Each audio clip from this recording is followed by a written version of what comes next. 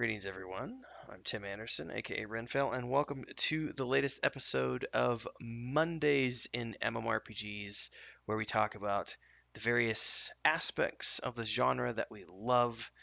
And tonight we're going to be talking about early access, good, bad, and ugly. And I'm joined tonight by the ever-present. I'm Scribbles. Yeah. Jesse, aka Scribbles. I work on a game called Defend a Night.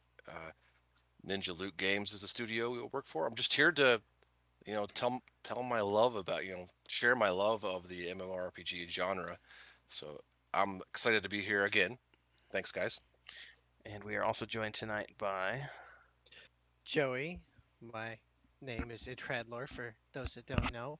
I'm here as a fill-in, so here to talk about some MMORPG stuff and have some fun. Hopefully, y'all can see me better now. I had realized I didn't have my lights turned on, so you guys look all nice and lit, and I was I sitting do here have a in the light. Yeah. shadows. Yeah, you need a desk light, man. Come I'm, on. I I do didn't not shave have one. today, so I don't know. It could that gray could be showing in on my light. Is that okay? Shave what? Gray, gray. Let it grow. I actually did ask Chris. I was like the other day. I was like, "Can I shave?" And she's like, "No, you need to get all the way to Gandalf length," which I've mentioned a At this couple times point, yeah. before. I'm 8 months in now, so I'm kind of committed. So Do we actually know the length and girth of Gandalf's beard? no, but I could go get some screenshots, and We it's really need to figure this out. How tall is he? yeah. So you need to do that, and you need to figure out the ratio And then of I'm gonna have to once it gets that long, I'm gonna have to actually comb it, like because mm, normally what it does is this. And uh, his is more of a yeah. yeah. So we'll figure that one out when I get to it. So I think it's belly button length, isn't it? I think so. At least Really? Gandalf the Gray. When he goes white, it's much shorter. I don't like the white version. I like the Gandalf the Gray version. So Well, I like the white. I like both. They're all both either really one great works. beards. They both work. I wonder how much was his and how much was not. Do you It really? was all wig. They've talked about it like on the extended Oh yeah. edition Did they? features and stuff. It was all just wig. It was all paste on. It was amazing. Yeah, no, Amazing. they did some good job with some of the stuff on that. And I did like if you watch like in the Hobbit films, the actor and I can't remember his name right now, but the guy who played Thorin actually talks about in the extended features like the first like half of shooting, it was a uh, fake beard, but he started growing it out because he got so tired of having to deal with the prosthetics every day, and he could actually grow a beard. So halfway through the shoot, he just started growing his beard out to the point where once it caught up, he didn't have to do the actual prosthetic anymore, and he was just able to rock his own beard. And I'm like, well, kudos to you, man, because I can't grow that good of a beard. So this took a long time, and believe me, there's a lot of work that goes into making it not look lopsided. And Oh yeah, there is a lot of considerable. And then when you screw up, like you cut too much, like well, you don't cut. Do you trimming? You don't oh, do I enough do trimming. because I this do because one side will be like a little bit off, then you have to yes. compensate. And So this really, side here, I have below the ear grows much thicker on the back mhm. end than it does on this side. So I about every 6 weeks come in here and I do trim about a half inch off to make it match this side, and it's still you can't tell because of the way it's sitting here, but it's much thinner here on the back side than it is on this side. But because of the way it's brushed out, you can't we tell. we need to rename the show "Cool Beards" Cool and beard. MMORPGs. That's what we should do. Beard Talk 101. Beard Talk 101. All Yep. right.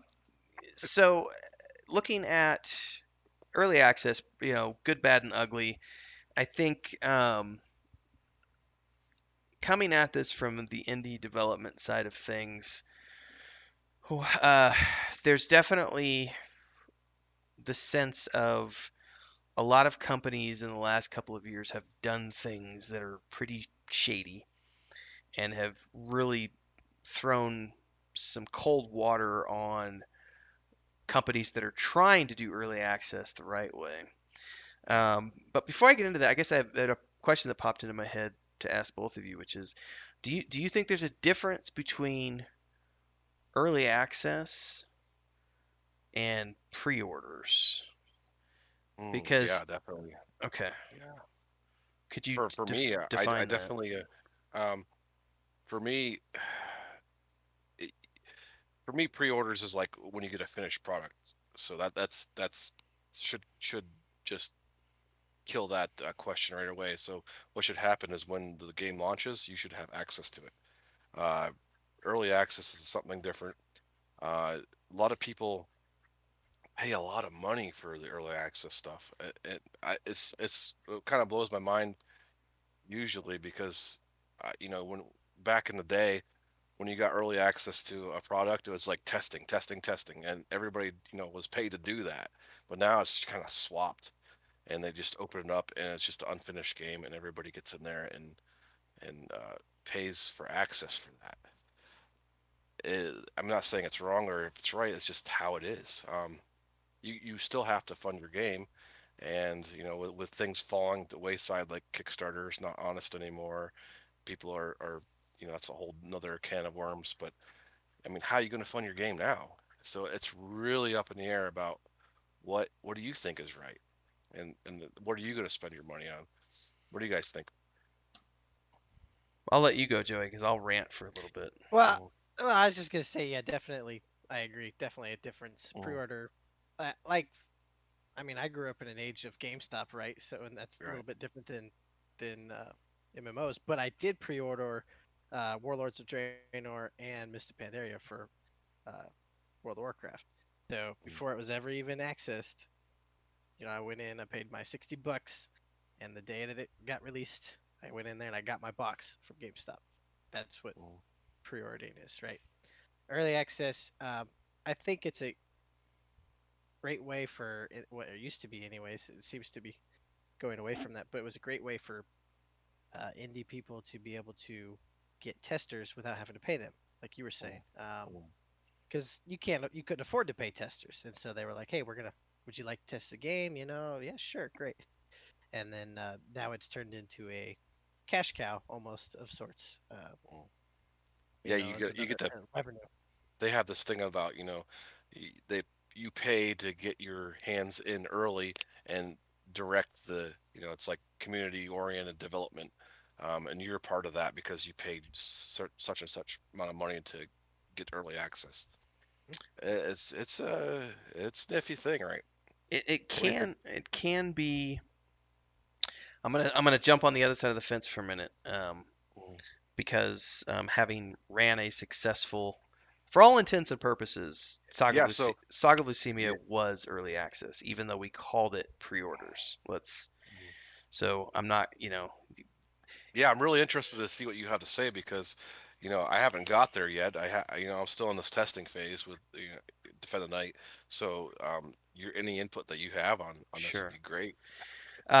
I do want to, before I dive too much deep into that, going back to what Joey was saying about GameStop, I pre-order a lot, and I mean a lot. I probably pre-order.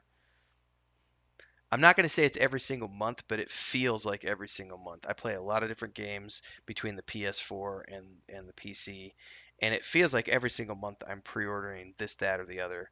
Um, like I just thinking back to some of the big games I've pre-ordered, like Anthem. I pre-ordered a copy for both of us. I think it was your Christmas present that year because it was Hmm. coming out like December or something. Hmm. So I got us both a copy of that. I pre-ordered Mass Effect Andromeda. I pre-ordered Red Dead Redemption 2, Spider-Man. I just did the Mass Effect Legendary Edition. I pre-ordered Cyberpunk 3 times because the PS4 pre-order got canceled 3 times because they kept pushing the date back, and I kept buying it again. I pre-ordered Assassin's Creed Valhalla. I pre-order regularly. I Mm, don't feel, this is a personal thing. I don't mind if a game from a AAA studio launches and has some bugs. We both played Anthem, he and I, and it was a buggy mess. It was still fun as hell. Cyberpunk 2077 I have on the PS4. It was so bad Sony pulled it from the store and it still hasn't been put back on the store. And I played it. It was so bad at one point, and I just quit streaming it like 3 episodes in because I got blue screen crashes on my PlayStation 7 times in a span of 20 minutes one time. That was how buggy it was, and I still mm, pushed through that and had had a hell of fun. Once I got past that one buggy spot, it was a lot better than that. But I'm very forgiving, Yeah, um, yeah. and So and a lot of people aren't.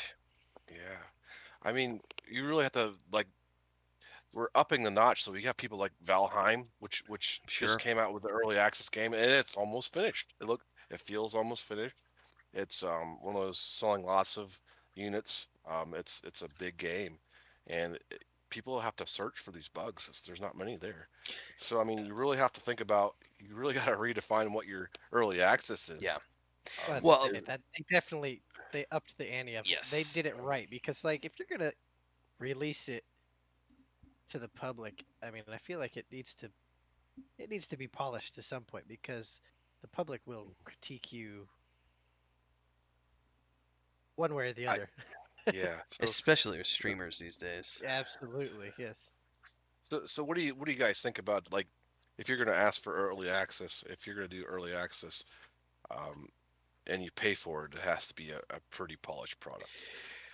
It has to be fairly bug free if you're going to Uh, pay. I don't know. And this is going to be where I can jump into the deep water with our experience doing Saga of Lucimia because we treated early access, or and I'm going to be very candid about this. The reason we called it a pre-order as opposed to an early access was because there are there are well, it's not there is vocabulary Mm, that you need to use when you are crowdfunding versus there is vocabulary that you have to use when you are selling something and you are actually selling a product. Um, mm, this is giving away some secret sauce here. This goes into the marketing of things a little bit. mm, Um, Crowdfunding platforms like say PayPal are very strict about letting you use their platform for crowdfunding. Okay, which is why Kickstarter doesn't necessarily use they have their own platform and they do it through their own platform. Kickstarter has some very strict, excuse me, PayPal has some very strict rules, as do most third-party payment service providers, whether you're talking Stripe, PayPal, so on and so forth. They're going to have some very strict policies in place with crowdfunding. But by selling a pre-order, you can get around some of those restrictions, but there are some other restrictions that you have to pay attention to in terms of if you're going to sell a pre-order, then it has to have an associated deliverable, which has to be accessed by the client within a certain amount of days, so on and so forth. So there are legal hoops that you have to jump through. Um, we didn't want to be associated with crowdfunding um, because even at the time that we were started to get going, we knew that we weren't going to do crowdfunding um, because it had already started to get a bad rap mm. by um, at that point in time, you know, the And the that was early on too. it was early on, but there'd already been some scandals Mm, in 2015, in 2014. We didn't open up the pre-order store until September of 2015. So when we first started thinking about that, it was early 2015, and throughout the course of 2015, we saw a bunch of stuff happen, like um, the Pantheon thing. McQuaid took a big paycheck for medical oh yeah. reasons, saw the first team leave. There was another company that crowdfunded out of Canada. One of the co-founders went in, took a bunch of money from the bank account, went and bought a house with it, mortgaged, got a house built. Another company, one of the co-founders dipped into the funds and went and had a wild night on the town, wild weekend on the town, spent a bunch of money on coke and hookers. And so we saw this pattern throughout early to mid Mm, 2015 mm, of indie companies getting a bad rap with crowdfunding because the mm, funds were not being used the way they needed to be used. mm, And so the decision on my end was, well, why don't we just do pre-orders? That way it's an actual product and we're not selling an idea because that's what crowdfunding really is. Crowdfunding is you're selling an idea. Pre-order is we have a very defined vision, we have milestones, we have this, and this that we're going to do, and we're going to deliver this, and this. on these deadlines. And so it's a product as opposed to an idea. Mm-hmm. But for all intents and purposes, you know, cat's out of the bag. I mean, it's an early access. It still is an early access. And yes, there is a risk when you do it like that of, you know, putting people in a position of dealing with an unpolished product, especially considering that we came into it with no previous development experience Right. and just were figuring it out as we went along. And I still love the fact, of course, now you can't find the videos, unfortunately, unless you have links to them. Um, but one of my favorite videos was going back and looking at Alpha 1, which is, I believe, September. It was, if it wasn't the 15th, it was the 16th or 17th, one of those days of 2015. The first official login of everybody, not team members, but the actual people who had pre-ordered. And it's this laggy, rubber bandy mess, right? Mm-hmm. Um, it didn't matter. We had a lot of people logging in, and people were having a blast. We had Dungeon Crawler Network. We had, all these streamers coming out of the woodwork and streaming their experience. People taking screenshots, sharing them on social media. Hundreds of images going out. It was an amazing experience, despite the fact that it was a laggy bug fest. Um, Right. I can also say that we were very, very lucky Mm-hmm. in the time that Joey and I worked there. That whole time, um, and I would have to go look at my numbers again to reconfirm, but if I'm not mistaken, we had a less than 1% refund request rate out of all of the people who pre-ordered that game, despite the fact that it was, Mm-hmm. hey, you're along with us for this It was ride. it was it was those it was a homebrew thing, man. Nobody wanted to refund money because they saw the vision that you guys are portraying. So yeah, Well, and I also was I I think was there. we were very upfront and honest with people that this is not, we're a nobody team. We're doing this from scratch. We're learning as we go along. It's not going to be polished. You got to click like 10 times. I understand, I understand, I understand, I understand, I understand before you can even get to the point where you can give us money, because you need to Mm-hmm. understand all these things that are different. So, from that perspective, it was an early access, and it definitely was a bumpy ride for quite a long time because we had to figure a lot of things out. Um, but I think that that's, at least for me, I loved that when I got to join. I don't know, and I'll let Joey talk in a minute because I'll keep going if I talk all night.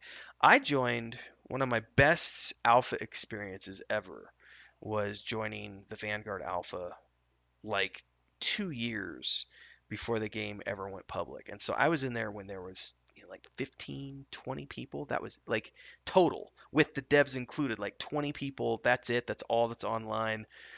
And it was just a, there was nothing. There was no NPCs. It was just zones. And you got to be there, and it'd be like they'd give you the call that the servers were going to be up, and so you'd go get into the queue, log in, and you'd all hang out in the area and everything else, and you just wait for the summon, and then you get the summon from the devs, and they'd pull you into the area where you need to do testing for the night, and then you'd spend the next 2 or 3 hours running around doing this specific test group, and then you're done for the night, and then maybe it's next week, maybe it's 2 weeks, whatever the case may be, and it was crashes and bugs and clip frames and just horrible frame rates, Yeah. and but it was Mhm. fun, you know. Yeah, but is it one of those things that you had to pay for? Mm-mm. Yeah, yeah, That's a yeah. little different these days. So yeah, yeah, yeah. So yeah, I remember like getting CDs in the mail. Hmm. Like here's your alpha or here's your beta, and it's just so exciting and like you want to put everything into it. Um, and you're not really paying for it, so you're like extra hyped for it. So you try to do as best as you can. I think the that sentiment has fell away, and just being a cash cow, and it's just Yes. really a shame, really a shame. Unfortunately, I think you're correct. I Mm, think in this current era, the mm, landscape that we're in right now, I think too many companies use it as a cash cow. Um, mm, I don't think there's anything wrong with leveraging the numbers for business purposes, because we certainly did that, which we were talking about before the show. Um, the way we were able to get investors and the way I was able to get Bob Brown, to sign as an advisor to the company was because we had proof of certain amount of sales and traction and social media and not just the vision of the product, but we had tangible proof, tangible evidence that all this stuff had happened leading, going from here, and it was a steady incline going up. So that part of it, but I think the difference between us and a lot of other companies is that we weren't, if you look at the percentage of money that was raised from pre-orders versus the amount of money that was raised from investors, it was always, I was always slightly, it always felt weird to me when people would call Saga of Lucimia crowdfunded because it really wasn't crowd in the beginning. Sure, in the earliest, like the first 2 years, it was 100%. It was us spending out of our pockets plus whatever the pre-order store was bringing in. We were using that for assets and legal costs and servers and stuff like that. But by the time we got into the third year, we were already bringing in investors. By the time we got to the fourth year, I think is when we switched. It was pretty much, I don't know, 90% ish investor money as opposed to pre-order Yeah. money. And that part of it's a little different, but I think then you can turn the page and look at a game like Chronicles of Illyria. I think is a good one to it's a good one to jump on because of the quote unquote failure, of seeing a company that raised, $8+ million and Yeah, what an effective campaign. Um, right, but yet has nothing to show for it. And I think that's a case where another good one, as much as I like to support this game, um, it's definitely gotten to the point now where even I could recognize this is what they're doing. Shroud of the Avatar, or excuse not Shroud of the Avatar. I almost said Shroud of the Avatar. No, no, Star Citizen. Star Citizen had, because I backed the Kickstarter, and it had a very compact vision for what that game was supposed to be. how long ago was that? 2012, 12, 12, yeah. Oh I my think, God, maybe. a long time ago. It's been a long time ago. Like the Um, first one, like is it like the first one they did? it was one of the first big Um, ones, yeah. mm, Um, it was 2000. Yeah, it had to be 2012, 2000. I'd have to go look at my Kickstarter. Um, but it was a very compact vision that they were selling. But then once they got out of Kickstarter and they started raising private funds through the website, through private crowdfunding, the tap never shut off. It just kept on going and they kept on getting more money. And within, by the time they'd gotten a few years out, they were no longer developing the Kickstarter game anymore. They were developing ships to sell on the cash shop to make money to expand the vision of the product. And I'm not saying that I don't think Star Citizen is a real game. I've played it. I yeah, play it a couple times a year. It's fun even in the state it's in, and they're definitely making progress. But I definitely think that they've become a victim of their own success in that regards because if they don't keep making new ships, they don't raise any additional funding. And so you get in this spiral of you have to create virtual products to sell to keep the money coming in, to keep the developers paid, because now you have a team that's so big, you have a certain amount of burn rate that you have to hit, and you've become this cycle where you have to use the early access as a cash cow, otherwise you're going to run out of funding. That's well, I one mean, example. they're very effective at what they do. That's for sure. Um, it's one of those things where I think Valheim. It, I'm just go back to what they're doing. Golden I think they example, do. I think. Yeah. I think that's the way. If you're gonna do early access, that's the way you do it. You just have a product that's fairly fleshed out, and you just need a little bit of oomph to get over the edge. Um, that's if you're not doing crowdfunding, because I don't think they did crowdfunding. They just went straight into it. If you're doing crowdfunding, it's a whole different animal. You have to get there early, and you have to prove your concept to the masses early. So I mean, there's two ball games. There's are you crowdfunded or are you funded by publishers or investors or angel investors or So round table here, real quick. Are there any products in early access right now that you would trust enough to give them your money? Either one of you. um. Uh, I'll let you go first. well, I was just gonna say I was googling real quick. Hang on. Mm, Uh, because it would definitely have to be a company. It would have to be from a studio that has previously launched. Because I think that goes back to the same like this vicious cycle that you're talking about. I think these companies get stuck in this cycle of, oh well, we're making enough money right now, doing all of this, doing this crowdfunding. We mm, can push this launch date back, and we mm. can expand it, and they go and they keep and that's why these games I think never get launched, and then you end up with this whole, Mm. and then it just goes kaput because they don't ever Well, launch the game. well, there's one. I mean, I'm in Last Oasis right now, and it's a steady product. It's early access. I bought into that. I love the game. It's fine. Um, they seem to be updating it a lot. Have no issues with that. Um, it, it's different though too for what you get, the money you get for an indie game that's a single player game and a game that's your multi MMO RPG or survival game. There's different criteria you have to kind of follow because a game like Last Oasis is a little bit more in depth than maybe like a single player RPG. So you got to think of that too. The complexity of those games are very high. They need more money. That's what I'm trying to say. So you got to give them kind of some leniencies for the size and issues that they have to overcome.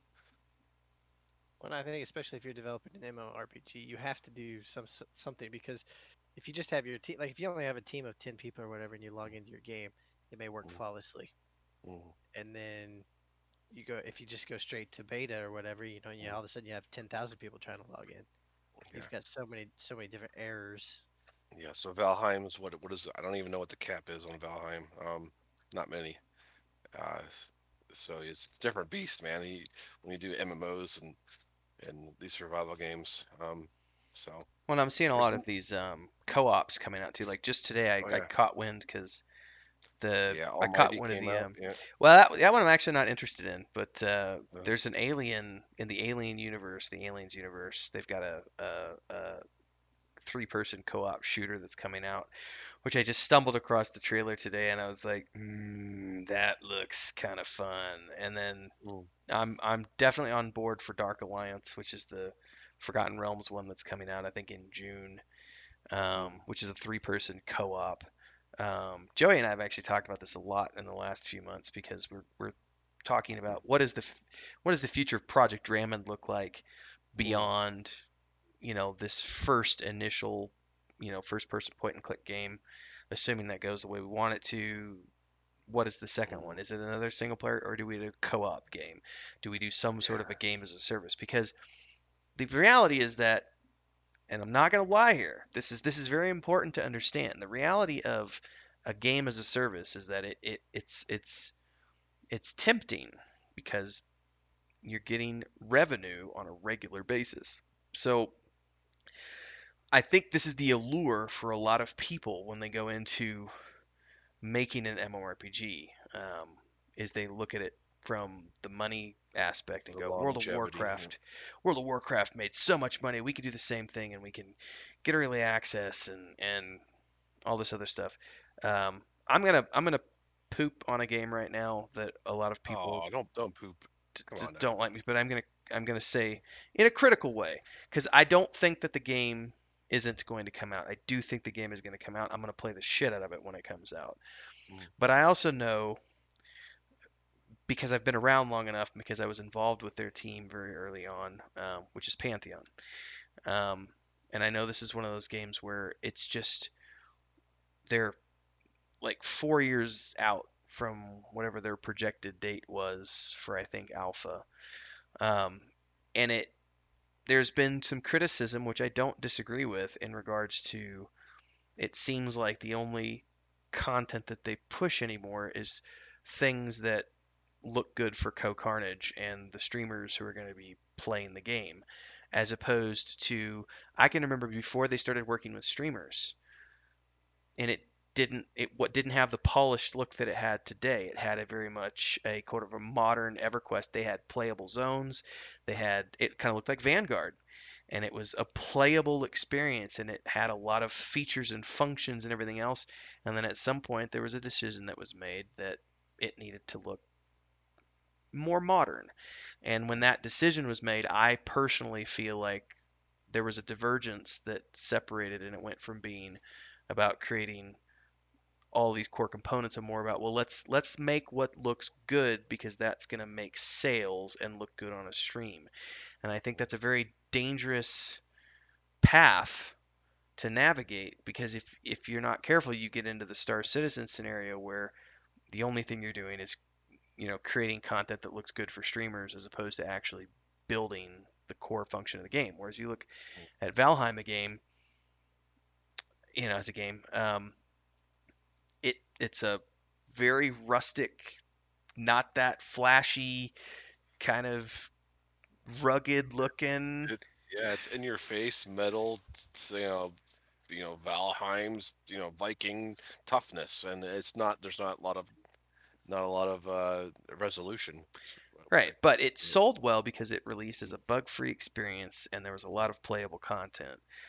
Mm, And I think those two things are key because I think the last time I checked, it's over 6 million copies for an early yeah, access game, so good, so good. which is Um, ridiculous. yeah, that's the model of early access, I think. But you gotta say that's not a MMORPG, so Well, it's got its pass. sure, and also because I'm about getting ready Mm, to drop $200 on Ouroboros, um, mm. which is the that tabletop game that's being produced by Chris Metzen from War Chief Gaming. I've been on the fence. I almost did it the first 24 Woo. hours, and then Big roller, high roller. I want, like, and especially today on Twitter, like they showed all the wood stuff that they got from that. I forget the name of the company, but they got like the wood roll case, the dice set, the dice case. They've got the slip cover with the books in it and everything. It's just looking at me, and I'm like, and then I'm thinking in my mind, and wait till there's the miniatures there and all this other stuff. And I'm looking at the value of that $200, going, there's a lot of value in that.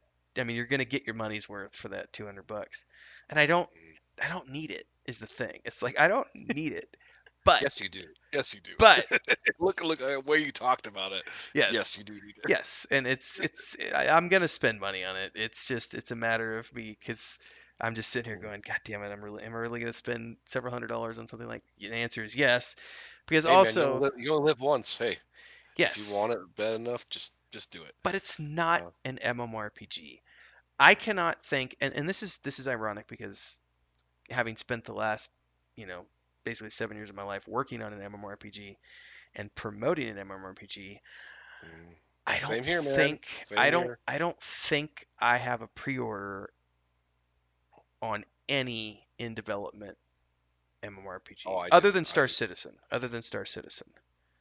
Yeah, I drop, not a lot, but I drop money on most of them just because I'm like, hey, if I see something that I can't do right now, here's some money. Just that respect thing.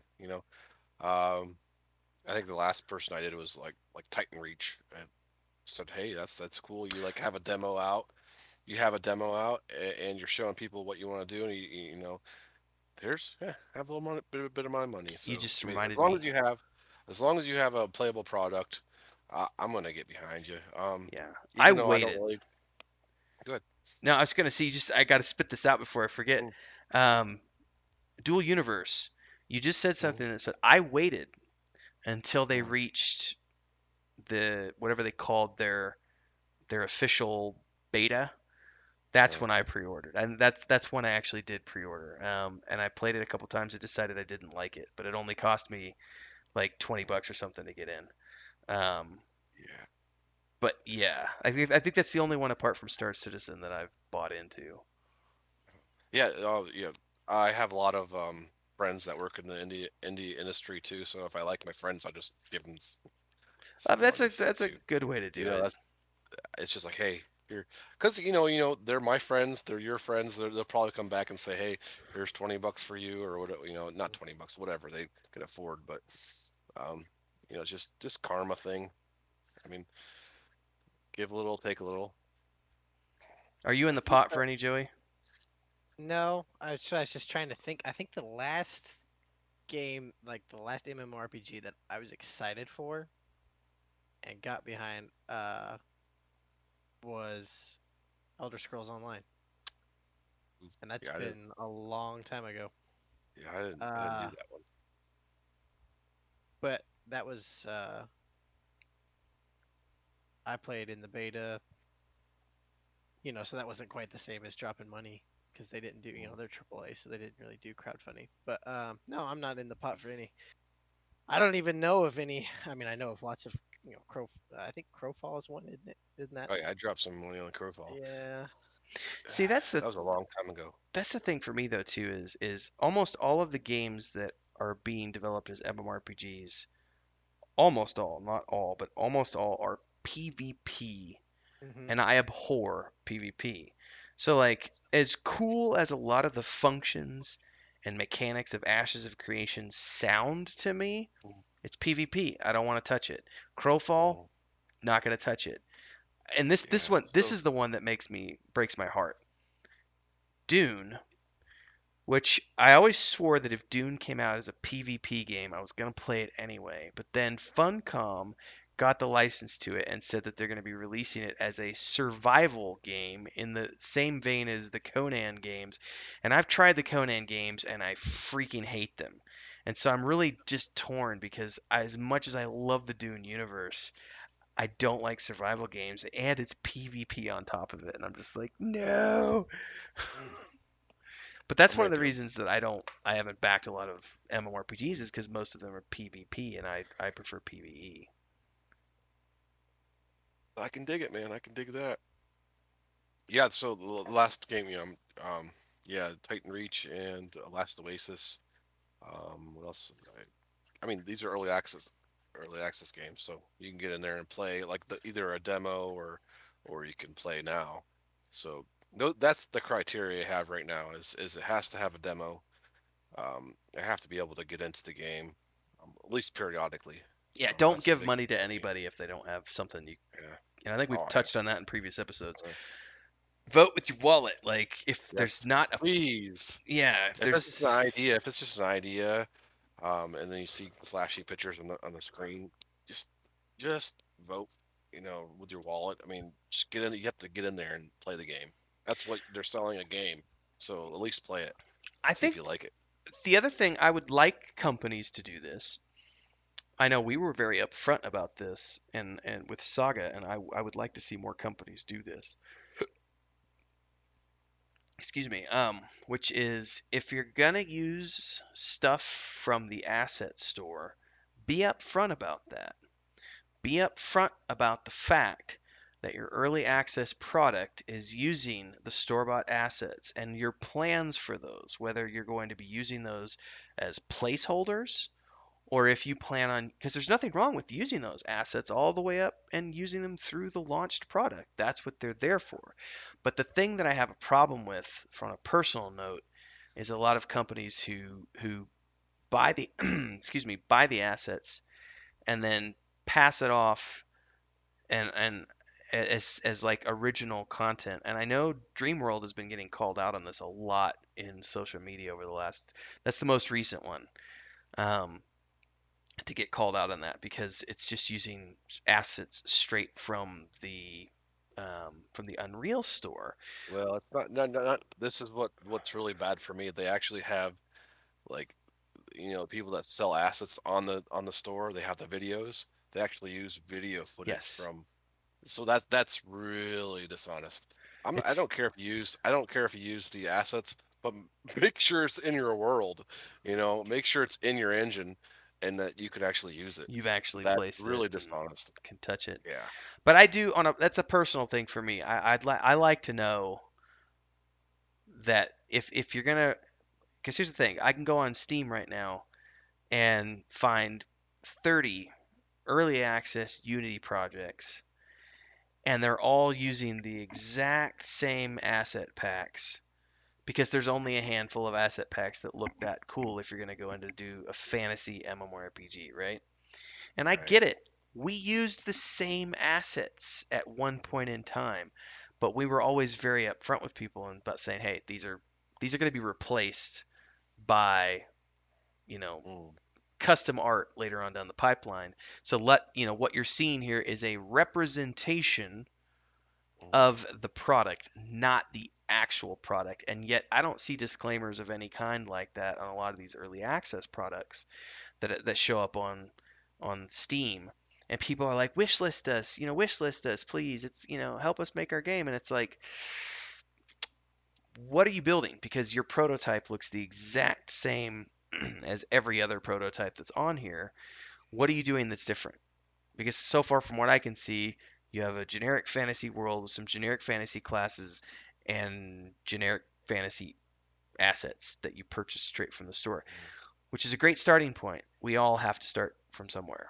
But mm, that's a thing for me where the moment, and because I spent 6.5 years in Unity, I mm, can mm, immediately look at someone's video and yep, that's that lamppost, that's that building, that's that thing, that's that tower, that's that castle pack.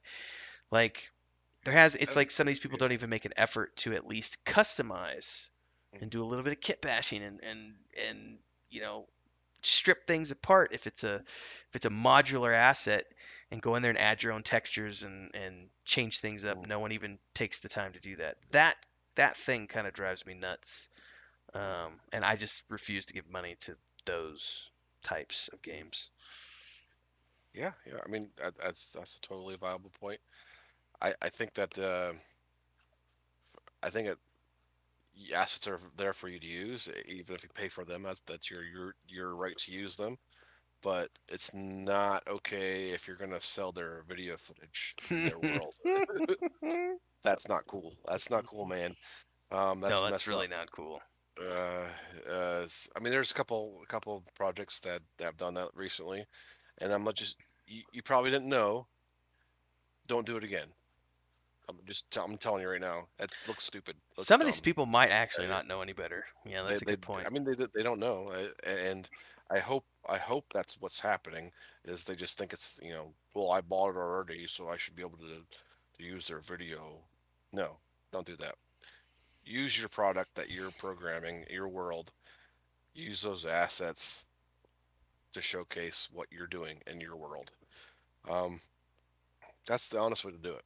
So I Because hope that what's what's catches the on. what's the name of the pack we're using right now, Joey? It's just called Point and Click Uh, Adventure Game, isn't it? point and click adventure pack Mm, or kit, something like that. So the yeah, Yeah. the day we bought it, we did a Patreon post and said, "Hey guys, we bought this asset pack with the money from the patrons. This is what we're using as the prototype for this game." So just day one, we came out and said, "Hey everybody, this is what we're using." So when you see us putting out these videos of the prototype, very honest, yeah. know that we didn't make this per se. However, I will say that Joey has been making his own custom blueprints over the past couple weeks now. Um, Well, and and I gray boxed everything, so right, so the it's custom, man. I it's don't know it's a what you're talking custom gray box, man. But the blueprints, there are blueprints that come with that pack, which are fairly simple once you figure that out. You could speak more of that, Joey, probably than I can. about. Well, yeah. I mean, that's how he designed it to work, right? So, for instance, I can literally, it's no different than kit bashing because I can go in there and I can take his blueprint system that he's created and I can be like, okay, here's how he has it going. I actually want it to go this way. So I'm going to take these two, nodes. I'm going to put them over here and then I'm going to reference this instead of how he referenced, and I can just change it. So I can take what he's done and I can go, oh, well, that's really cool. And I can just build upon that and still make it different, but still have the functionality to be somewhat, it's still doing the same thing, but it's doing it differently. For instance, a very simple example is like he had it to where when you clicked on the door, if it was locked, nothing happened. It just was locked. So I went in there and I added the dialogue reference to where it would pop up and say the door's locked. Simple enough, but it that's a very simple one. And then the other ones that I've done, I've just written from scratch, which is they're very simple, but still, I'm not just copying and pasting. Um, Adding our own originality to it, and I guess that probably comes because I've done this for I started working in Unity in 2012, so and I noticed right away that everything looked the same, because there was only so many assets on the store. So I started trying to tear things apart and put them back together to make them look different from the very beginning. And that's just kind of how my brain works, anyways. So, and if you're going to be in early access, I think that, and back to talking about early access, if you're going to be in early access, I think if you're especially if you're a smaller team or an indie team or you've never developed a game before, you have to. I don't think there's a way around it because they give you feedback, free testing, you can get revenue from it.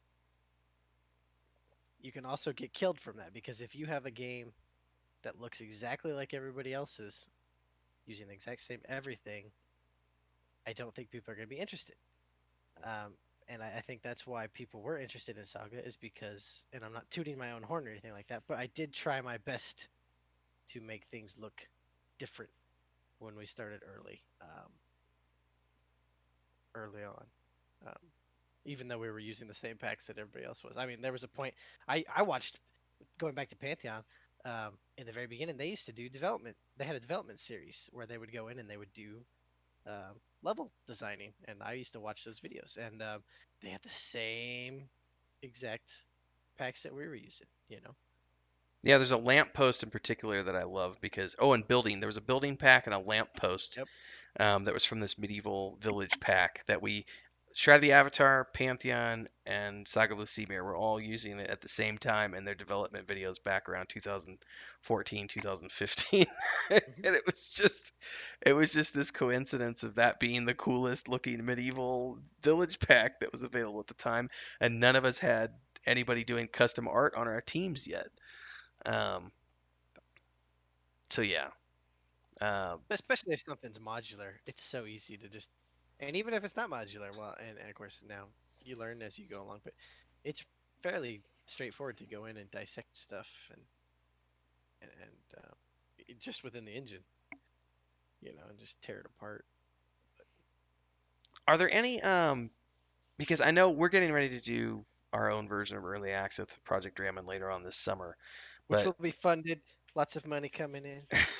but I mean, are there any early accesses that we think are doing it right above and beyond Valheim? Because Valheim, I think they've set the bar like here in terms of the gold standard of what everyone needs to shoot for now, and I don't know of anybody that's doing anything that close to What that. was what was the one you just sent me? We were just talking about the other night for tabletop, the 3D tabletop stuff. Oh, that was Tailspire. That yeah, Yes, that's another good, but it's not. It is an MMORPG sort of. kind of Not is. real. No, Eh, no, no, Oh, no, no, come no, on. no, no, no. Yeah, It's not. It's like what, 6 players? Come on Yeah, now. there is a cap on it, so that's true. it But is I mean, multiplayer. I like it. The game looks dope, but yeah, I just can't call it a MMO. Um, that's very true. Yes. I think Last Oasis, like I've told you before, I think they're okay. Not the best, but just they're okay. They haven't totally made me mad at them or anything. Um, who else? I think they've done good. I mean, that's closest to MMORPG.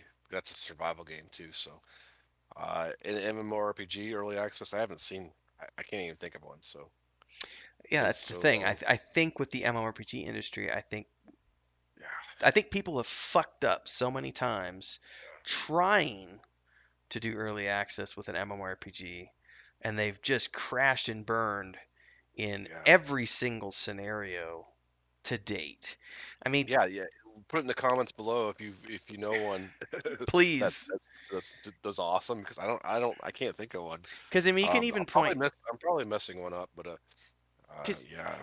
you can even look at, technically, Shroud of the Avatar, crowdfunded, did early access, launched, and it's a launched game.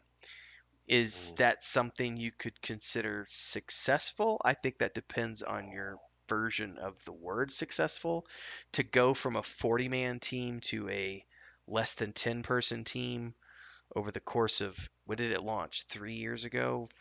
Mm, 3 or 4 years four. ago? Um, in terms of the official launch, I've played that game. I own that game. Um, I don't think it's a bad game. I don't enjoy it that much. There are things that I like about it and things that just take me out of it. Um, but that's the only game I could think of that did like crowdfunding, early access, launched, and then promptly went for various reasons. It just did not do what everyone hoped it was going to do.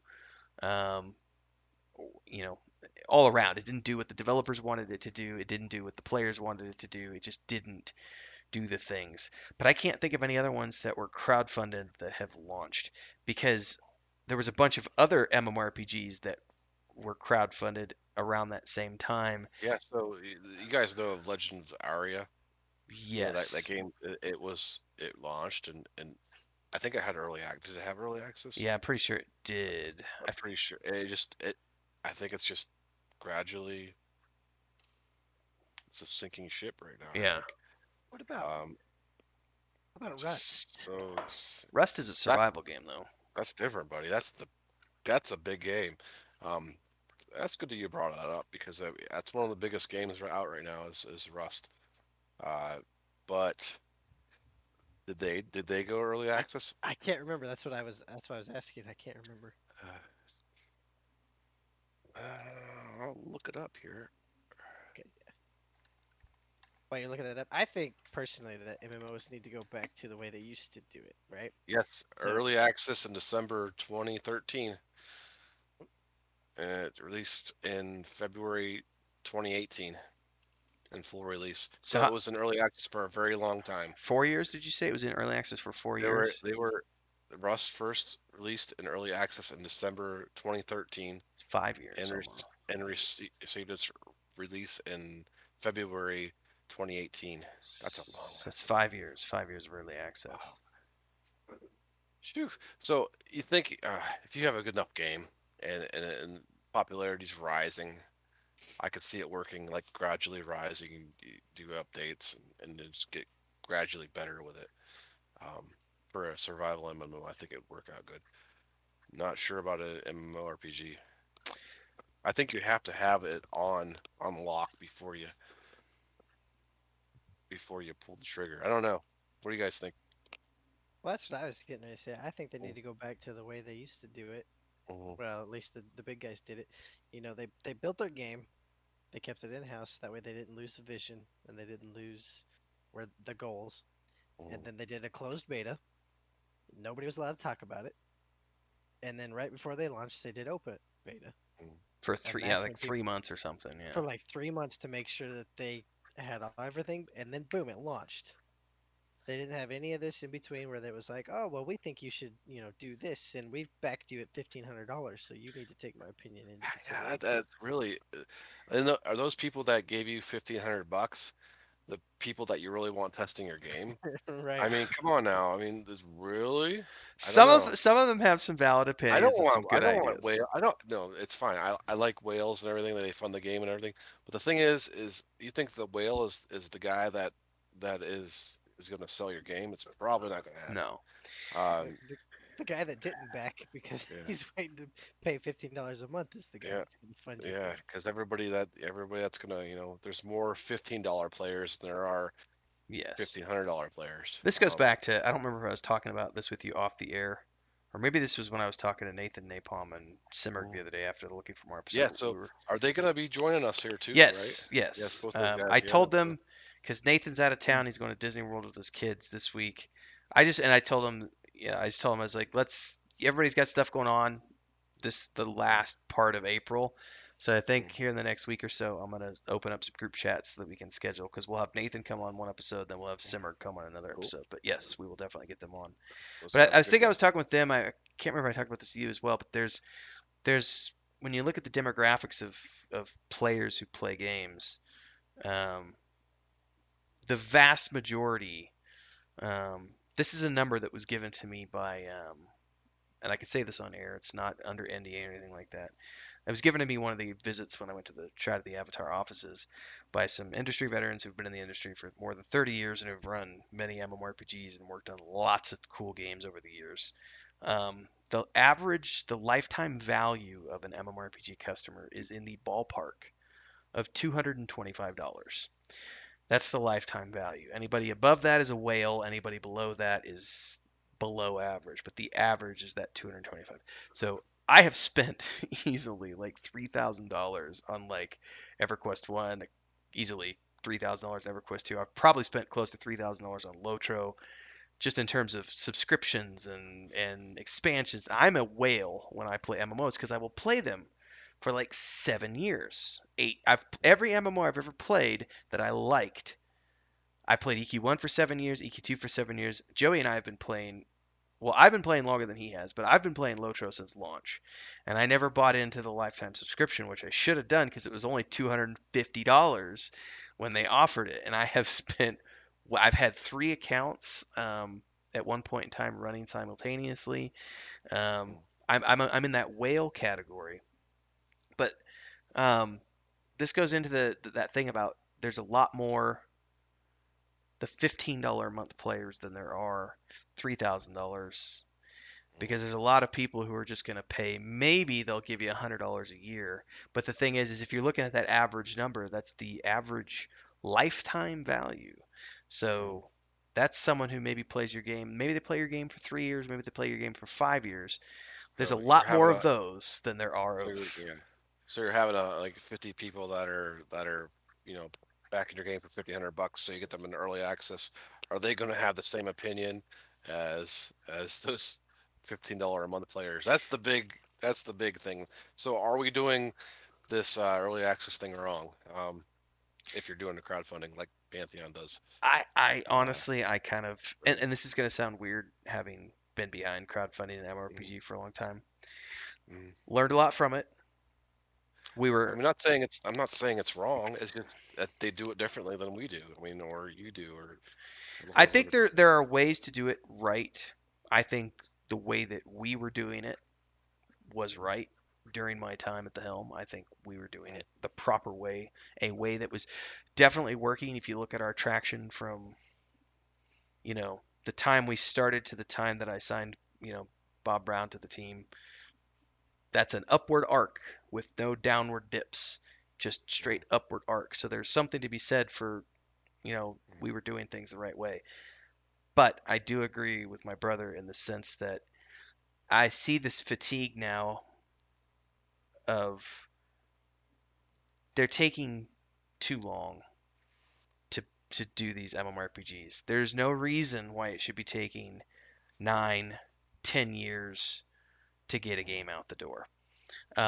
I think 7 years is fair. 6 to 7 years is fair. A lot of games take 6 to 7 years to develop, even from AAA studios. I think 6 to 7 years is a very fair number to look at. But when you start talking anything yeah, beyond 7 years, I think it's like you're out of your freaking mind. Like, yeah, but it doesn't mean 6 or 7 years and then go into early access for another five no, years. no, no, no, Right. no, That's no. what I'm saying. Like, if you're gonna be in development, fine, but you don't tell anybody until you're like a year out or something, because people are gonna, if they see you're in early access for 5 years, if unless you have something that's just Mm, like Rust, we're talking something special, I think they're gonna burn out and they're gonna lose interest, and you're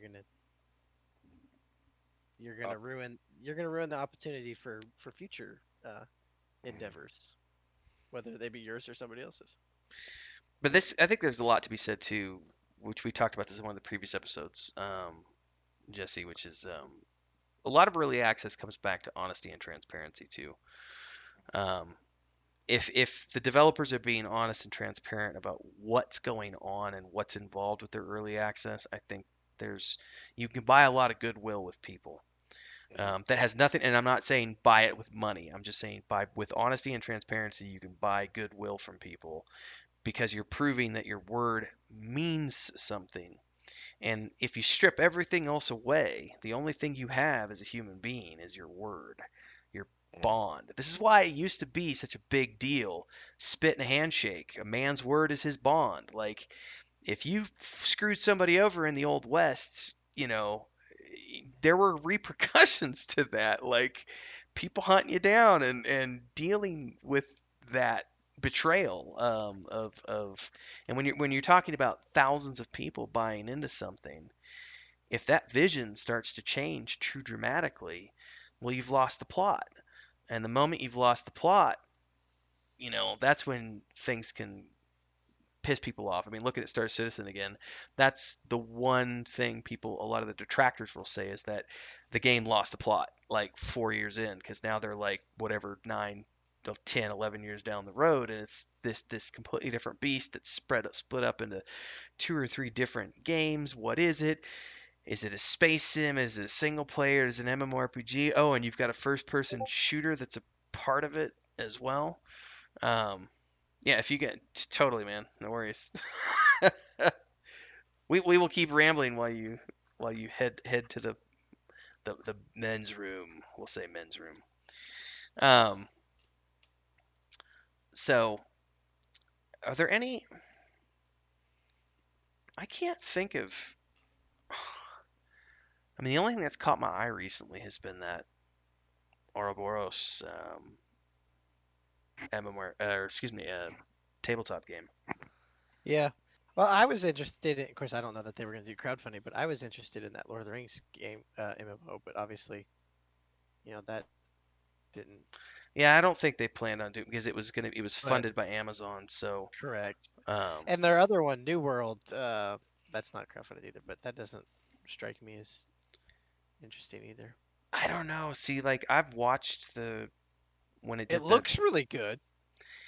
yeah. I mean, I watched the what is it? What did they call it? The open beta that they did like 6 months ago. Yeah. Um, and I did watch the videos, and I watched a few people that I know stream it, and I probably watched 10 or 15 hours of gameplay in total. And I was just like, there's not enough there to interest me to want to Mhm. buy it.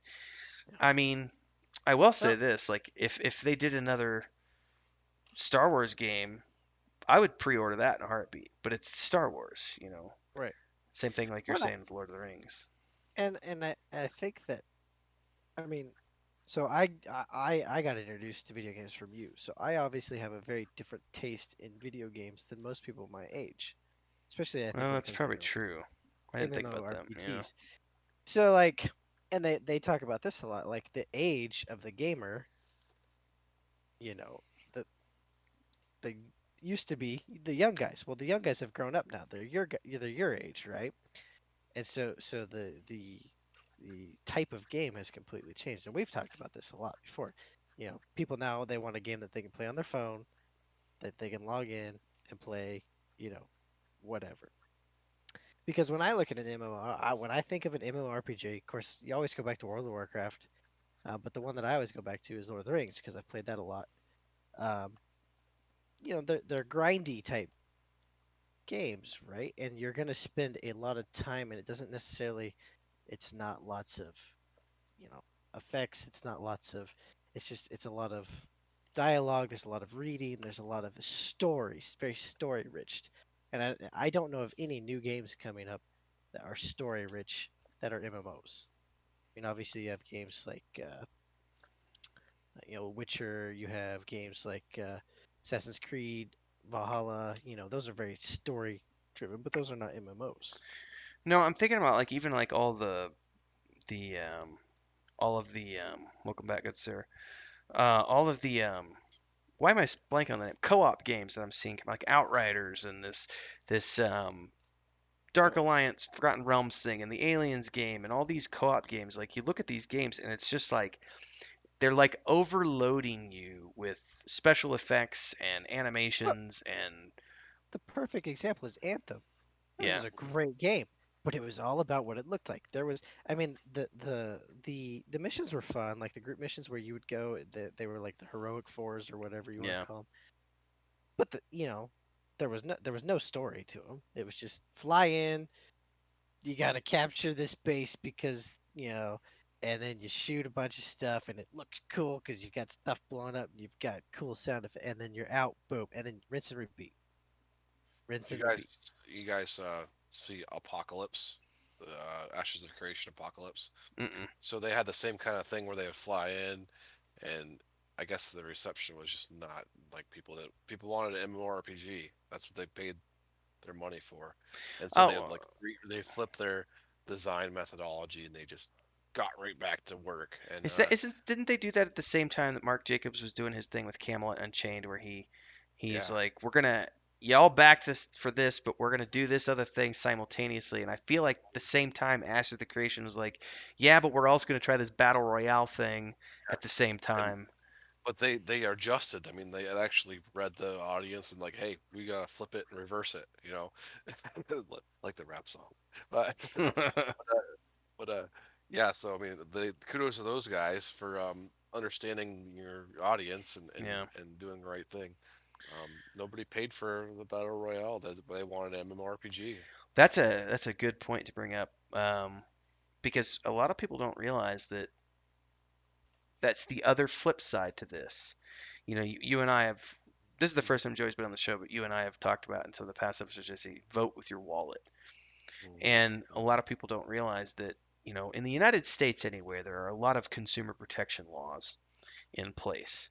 So if you give a company money and they start to do something that's wildly different than what you gave them money for, there are legal right. things you can do because you are protected under federal law in terms of the Consumer Rights Act.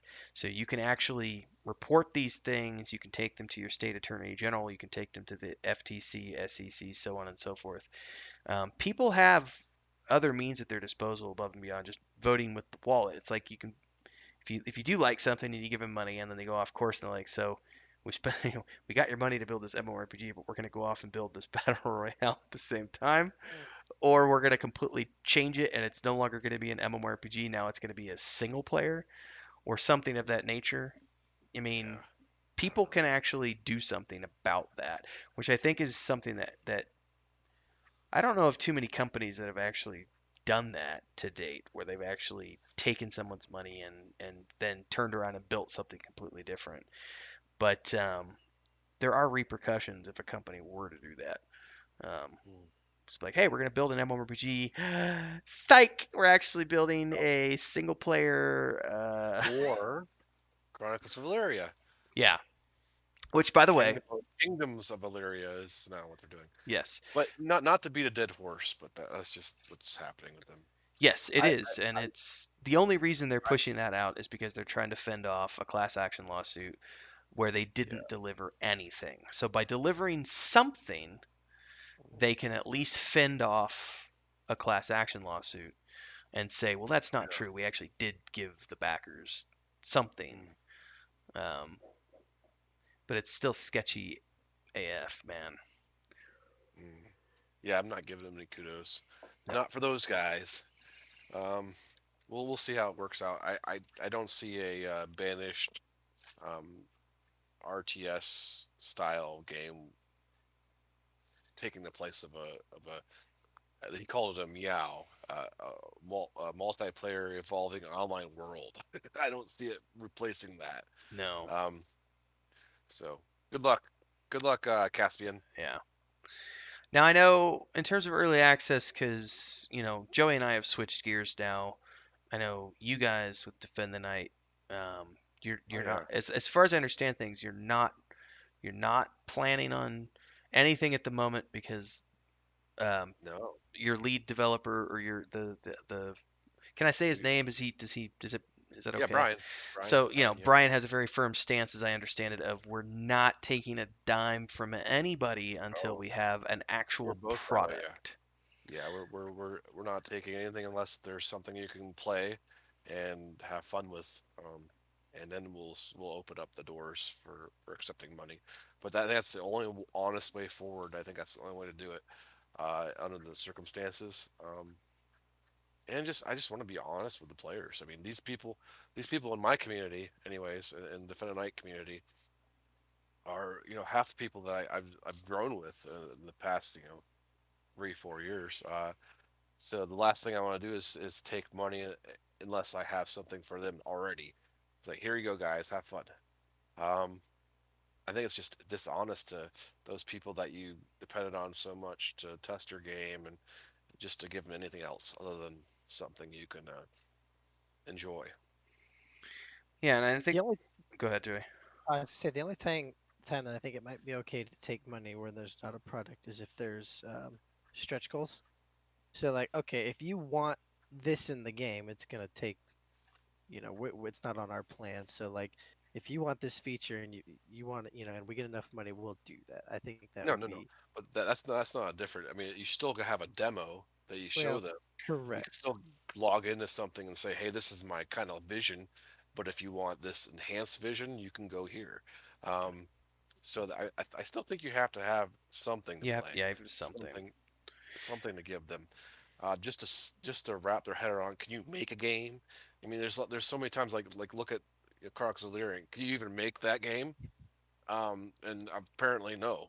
So, I mean, we have to be better as developers Mhm. to get those players in there, and you know, if they're going to back us, they have to see our vision. Because, we're not working on an MMORPG now, but there are still some, in terms of early access, we took all of the things that we learned over the last, 7 years at Stormhaven and working on Saga, and we're applying the things that we know that work and we're successful. So the first thing is the transparency and honesty and documentation. I just did an update on Friday, I think, of last week, which was an open post, not a subscriber post, and I was showing everybody that in the that post was like 7 weeks into the project, and in 7 weeks we've done more than 40 YouTube videos, more than 80 TikTok videos, more than 30 Patreon posts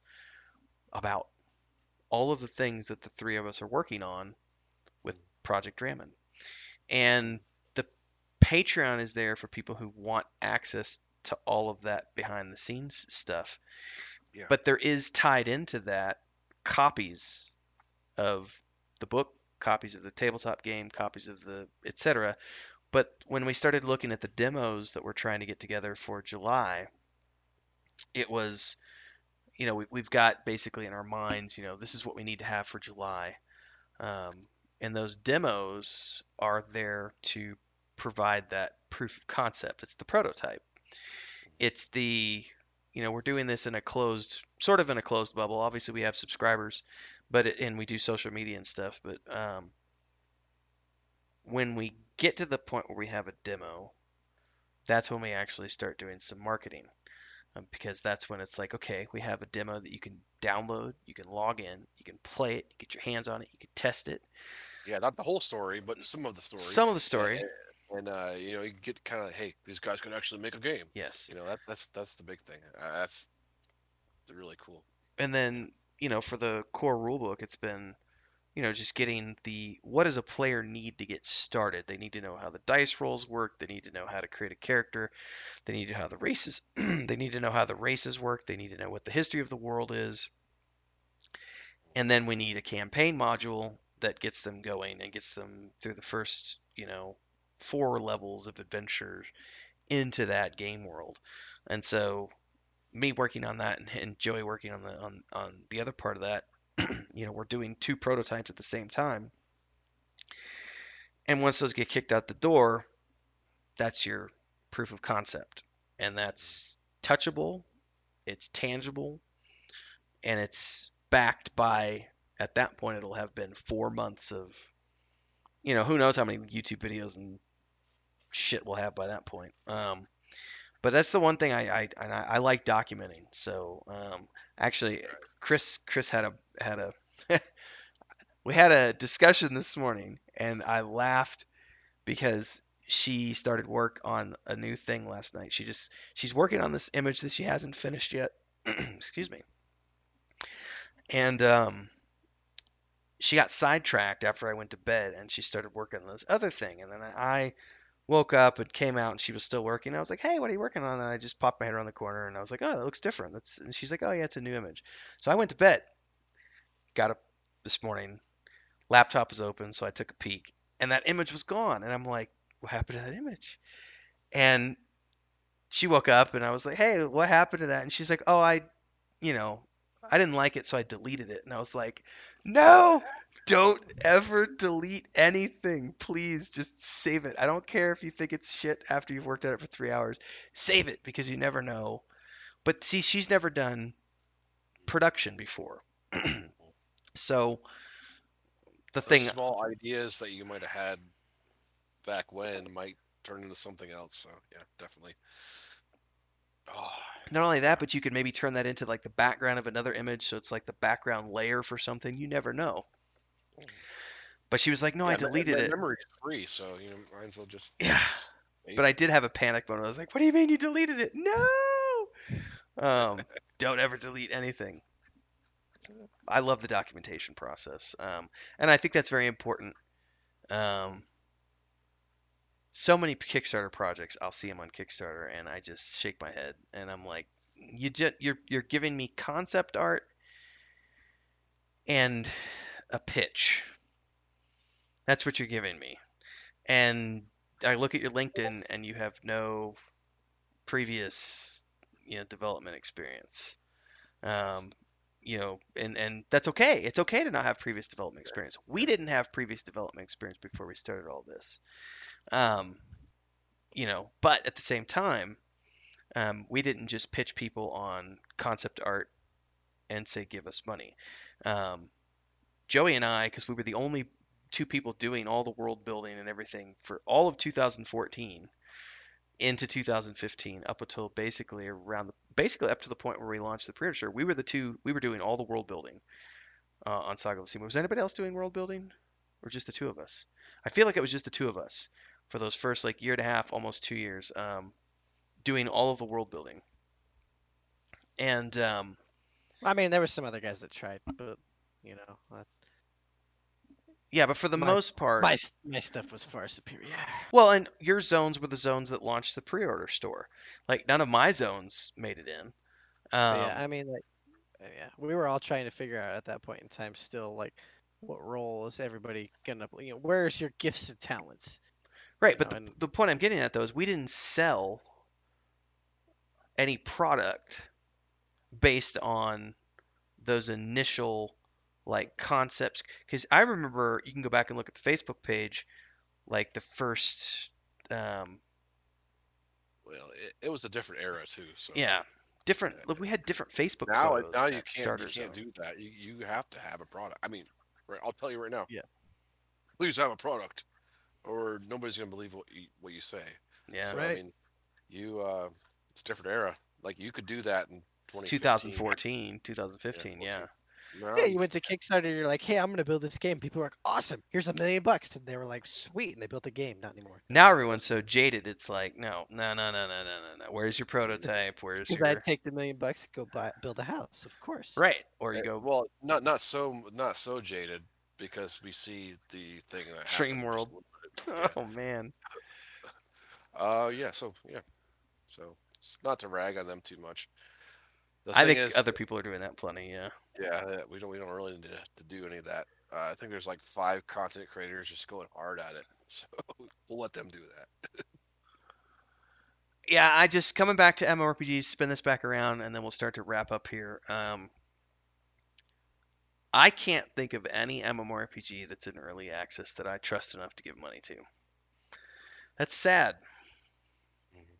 Um, and here's the Uh, thing: as much as I do think that Pantheon will eventually get out the door, I'm not giving them money. yeah, Um, I already gave them money, so I'm not, and I have different reasons for not giving them cash. I was involved with that team very, very early on, right after the Kickstarter for a few months, and I left with Tony and that first wave of people, and that's when I went off and started my own deal because I was like, yeah, Yeah. um, Joppa got me. Joppa got me. He's the man. he's got his head on straight. Um, Yeah, so yeah, he got me. But yeah, I mean, I hope they do well. I think that's going to be a great game as long as they keep focused on what narrowed into what that game is supposed to be. I think that'd be great. I think that'd be awesome. I just think from an early access standpoint, as much as I want to support indie developers have to show me a lot more to Yeah, earn yeah, my respect and get my money. Because I know what I gave people, you know, for all those years, and I know what we're giving people now in terms of transparency and lots of documentation, and I just don't see that from a lot of companies. Um, and like you and I, we kept coming back to if I can't touch your product, I'm not giving you a dime. And here's the thing: nowadays, no, I'm not doing it. the other thing I too don't think is anybody the should. You astronomical. should pull the bullshit button, the I bullshit agree. button on anything that you can't play. Yeah, and I also think that there needs to be a I don't there's nothing wrong with having tiers, but some of these companies who have this astronomical cost associated with getting into alpha access. That's why I loved I just mentioned it. There's a sci-fi game that I just mentioned a little bit ago. I can't remember the name of it now. Dual Universe. It was an extremely low price point to get in, and it was just I mean it was like 20 bucks or something, and I'm in. And I was like, yeah, it's no skin off my nose. It's 20 bucks. But when you're asking me for 500, 750, $1,000 for me to access your alpha, not going to happen. It's not going to happen. Like there's nothing you can promise me that's going to make me want to spend.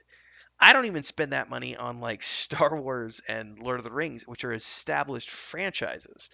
Like Yeah. it's just You just not don't going to have happen. enough disposable income, buddy. That might be the case. That's probably Um, what it is. I spend it on other things. My wife likes to joke about my wine habit.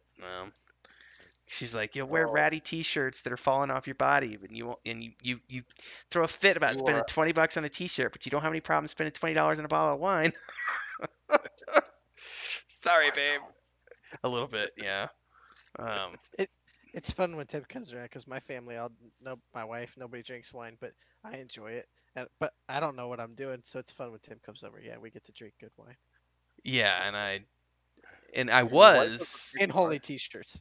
I was bringing up Cuban cigars until the stupid embargo went Embargoes back are in weird. place. Yeah. Mm, Because that's the nice thing about Mexico is I can get Cuban cigars because they're not illegal here. So there's a great cigar shop here in the city where I've got I, Dominicans. I've got I need to come down to Mexico City oh, there's a after the pandemic. killer tobacceria here. Except I know like very little Spanish. I know enough that I can I know enough that I can spend a couple $100 really easy and have a good weekend. Um, but that's about the extent It's of it. really great. I have a friend of mine who's a retired military guy. He's Mm. ex-Marine from the U.S., but he's also Mexican, so he's Mexican American, and he has a good pension from the military, and he lives down here and spends like half of his pension on cigars. And he smokes 2, 3 cigars every day. And anytime I have a question, I'm just like, hey, what is this? And give me a recommendation for this, and he'll send me like a list of like 12 things, and I'm looking at them going, well, that's 40 bucks, that's $70. Okay, yeah, we got to narrow this down, man, because you're wanting me to spend way more than I Give me the want to cheap. spend. Anyway, companies need to do a better job of indie companies doing MMORPGs. I think need to do a better job of being transparent, documenting everything, giving us products that we can touch, get our hands on, that don't have astronomical prices attached to them. Anything else? Stick to your vision. Stick to your vision. Oh my God. Yeah, that's a good one. Like, don't keep changing things every 6 months. Um, It's really hard though. I mean, what's happening is investors are like saying, "Hey, you do this," and the publishers are saying, "Hey, you gotta do this," and it's hard. You see all these voices. I understand it, but yeah, you really have to. Your vision is what's most important. And you need to get through that red tape to do it.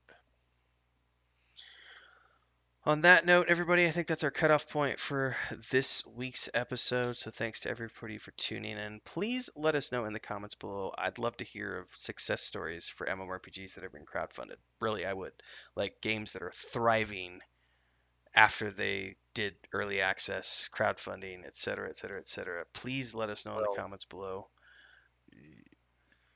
um, what is it? I'll be online. That's the only one I can think of. After they went to the free to play model, That's so true. that's They one. did. They did switch. They did switch. That's true. Give us That, more that's examples, everybody. That's one what we example. want. Thanks for tuning in. Thank you, guys. Don't forget to subscribe to the channel, hit the bell icon to get updates for all the future episodes that we do. And of course, check out all the links below to all the stuff that Scribbles is working on with Defend the Night and the stuff that Joey and I are working on with Project Drummond. And we will see everybody in the next episode. In the future. Adieu.